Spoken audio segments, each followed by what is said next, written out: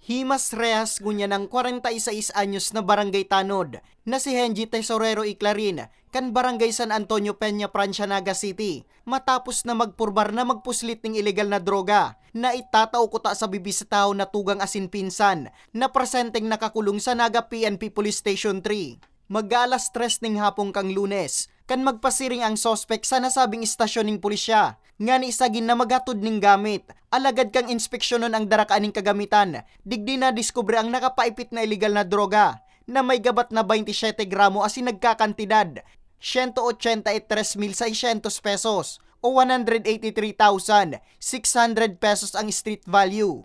Sigun sa PNP, Hunyo 14, kang enot ng madakop ang mga kapamilya kaning sindan Nancy asin Haro G. Tesorero, huli man sa pagkakaimbwelto sa illegal na droga. Sa ngunyan, nasa kustodiya na kang Naga PNP Station 3 ang tulong sospek.